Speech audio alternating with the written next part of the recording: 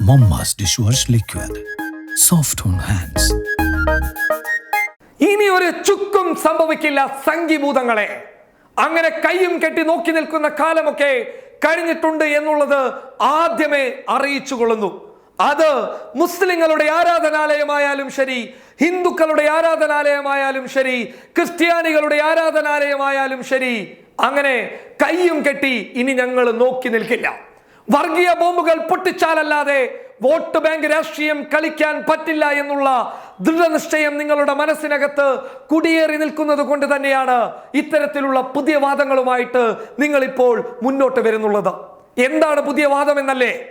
മഥുരയിലെ ഷാഹി ഈദ്ഗാഹ്, മഥുര എന്ന് പറയുന്നത് ഉത്തർപ്രദേശിലെ ഒരു പ്രദേശമാണ്. അവിടെ ഷാഹി ഈദ്ഗാഹ് എന്ന് പറയുന്ന ഒരു ആരാധനാലയമുണ്ട് മുസ്ലിങ്ങളുടേത്. ഏകദേശം 13 ഏക്കറോളം വരും.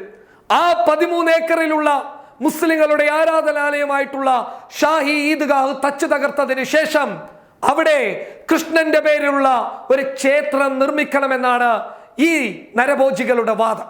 അതിന്റെ ഭാഗമായിട്ട് പല സംസ്ഥാനങ്ങളിൽ നിന്നുള്ള 80ഓളം സന്യാസിമാർ ഈ അടുത്ത കാലത്താണ് അവിടെ വന്ന് സമരം ചെയ്തു പോയിട്ടുള്ളത്. ദാ ഇപ്പോൾ വിഷ്ണു ജെയിൻ എന്ന അഭിഭാഷകൻ ഉത്തർപ്രദേശിലെ മഥുരയിലെ ഒരു കോടതിയിൽ സിവിൽ ഹർജി നൽകിയിരിക്കുകയാണ്.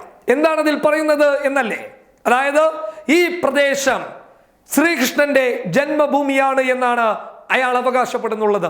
അതിനാൽ ആ പള്ളി തച്ചു തകർക്കണമെന്നും അഥവാ ആ പള്ളിയെ പൊളിച്ചു മാറ്റണമെന്നും ആ പള്ളി പൊളിച്ചു മാറ്റിയിട്ട് അവിടെ ശ്രീകൃഷ്ണന്റെ പേരിലുള്ള ഒരു ക്ഷേത്രം പണിയണമെന്നാണ് ഈ നരഭോജിയെ പോലെയുള്ള ചില പരാക്രമികൾ അവകാശപ്പെടുന്നുള്ളത്. എന്തിന്റെ കേടാണ് ഇവർക്ക്? എന്തിന്റെ സൂക്കേടാണ് ഇവർക്ക്? നിങ്ങൾ പറയണം.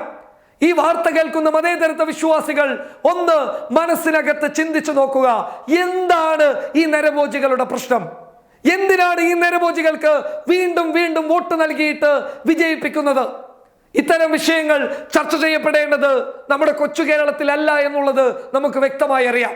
എന്നാൽ ഉത്തരേന്ത്യയിലെ ജനങ്ങൾ ഇതൊന്നും മനസ്സിലാക്കുന്നില്ല എന്നറിയുമ്പോൾ എത്രത്തോളം വലിയ വർഗീയ വിഷത്തിലേക്കാണ് അവരൊക്കെ കടന്നു പോയിട്ടുള്ളത് എന്നുള്ള ആ വലിയ സത്യം മനസ്സിലാക്കുമ്പോൾ വല്ലാതെ വേദനിക്കുന്നുണ്ട് നമ്മുടെ ശരീരങ്ങളൊക്കെ. എന്തിനാണ് ഒരു മതത്തിനെ ഇങ്ങനെ വേട്ടയാടുന്നത്? ഒരു മതത്തിന്റെ ആരാധനാലയം കാണുമ്പോൾ എന്താണ് നിങ്ങൾക്കുണ്ടാകുന്ന പ്രശ്നം? സംഘപരിവാറിന്റെ ബുദ്ധിജീവികൾ ചാനൽ ചർച്ചകളിൽ ഇരുന്ന് വലിയ വിളംബരം നടത്തുന്നുണ്ടല്ലോ, വലിയ വീമ്പിളക്കുന്നുണ്ടല്ലോ.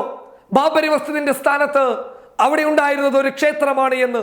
എന്നാൽ സുപ്രീം കോടതിയുടെ വിധി പ്രസ്താവനയിൽ എന്താണ് ഉണ്ടായിട്ടുള്ളത്? ആ പറയുന്ന പ്രദേശത്ത് ഒരു ക്ഷേത്രം, രാമക്ഷേത്രം ഉണ്ടായതായിട്ടുള്ള തെളിവുകൾ ഇല്ല എന്ന് തന്നെയല്ലേ സുപ്രീം കോടതി പറഞ്ഞിട്ടുള്ളത്. എന്നിട്ടും വിധി സംഘപരിവാറിന് അനുകൂലമായിട്ട് വന്നു.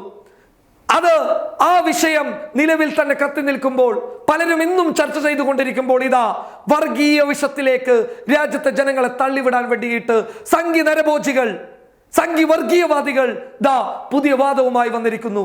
ഷാഹി ഈദ്ഗാഹ് പൊളിച്ചു മാറ്റണമെന്ന്. ഒരു ചുക്കും സംഭവിക്കാൻ പോകുന്നില്ല സംഘികളെ. ഇനി കണ്ടു നിൽക്കില്ല. ഈ രാജ്യത്ത് നല്ലവരായ ഹിന്ദുക്കൾ, മുസ്ലിങ്ങൾ, ക്രിസ്ത്യാനികൾ അതിനെ ചെറുത്തു തോൽപ്പിക്കുക തന്നെ ചെയ്യും. അതിനെ വോട്ട് ബാങ്ക് രാഷ്ട്രീയമാക്കിയിട്ട് നിലവിൽ രാജ്യത്തുള്ള പ്രശ്നങ്ങളെ മറച്ചുകളയാൻ, നിലവിൽ രാജ്യം നേരിടുന്ന കാർഷിക പ്രശ്നങ്ങൾ, സാമ്പത്തിക പ്രശ്നങ്ങൾ, വിദ്യാഭ്യാസ പ്രശ്നങ്ങൾ, രാജ്യത്തെ ജനങ്ങളുടെ ദാരിദ്ര്യാവസ്ഥയെ നിങ്ങൾക്ക് മാറ്റിക്കളയാൻ ഈ വിഷയം മുന്നിൽ വെച്ചു കഴിഞ്ഞാൽ പറ്റുമെന്ന് നിങ്ങൾ വിശ്വസിക്കുന്നുണ്ടെങ്കിൽ അത് ഈ രാജ്യത്തെ മതേതരത്വ വിശ്വാസികൾ ചെറുത്തു തോൽപ്പിക്കുക തന്നെ ചെയ്യും. ആവർത്തിച്ചു പറയുന്നു, ഒരു ചുക്കും നടക്കില്ല. Public Kerala. Mamma's dish wash liquid ഉള്ളപ്പോ കുറച്ച് ചാടയൊക്കെ ആവാടോ. Mamma's dishwash liquid.